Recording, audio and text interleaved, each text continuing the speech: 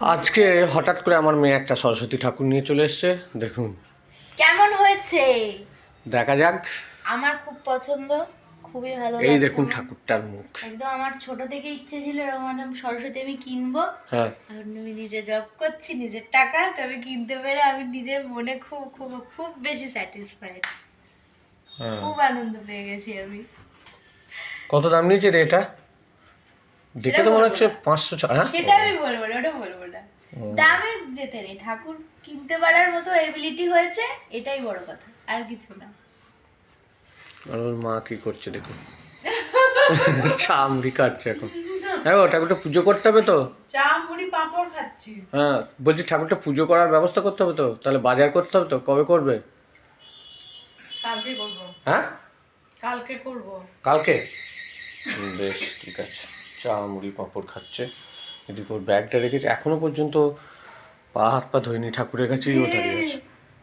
আমার খুব পছন্দ হয়েছে সেই জন্য। হ্যাঁ, এবার যাই। ঠিক আছে, আমি একবার দেখি। ওহ, মায়ের মুখটা অপূর্ব হয়েছে দেখুন, এত সুন্দর লাগছে। আপনারা স্ক্রিনেই এরকম দেখছেন, আর আমি সরাসরি দেখছি, দারুণ লাগছে, অপূর্ব হয়েছে। আমার মনটা বলছিল, বুঝলি তো, কাল থেকেই আমার মনটা বলছে মনে হয় যদি একটা ঠাকুর নিয়ে আসে ভালো হয়।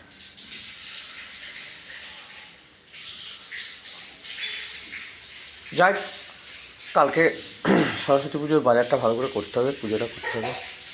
পুজোর সব কিছুই এখানে থাকে, এইটা ঠাকুর ঘর আমাদের, সব এখানেই থাকে, সব কিছু।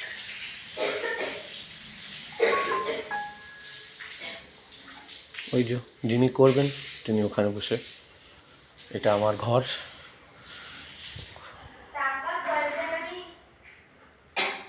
কি বলছিস?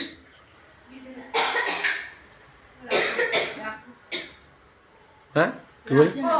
আচ্ছা, ঠিক আছে, আর একবার ঠাকুরটা দেখিয়ে দিই। ও ঠাকুরটা দেখছে, আরেকবার দেখাই ঠাকুরের মুখটা। দারুণ দারুণ হয়েছে।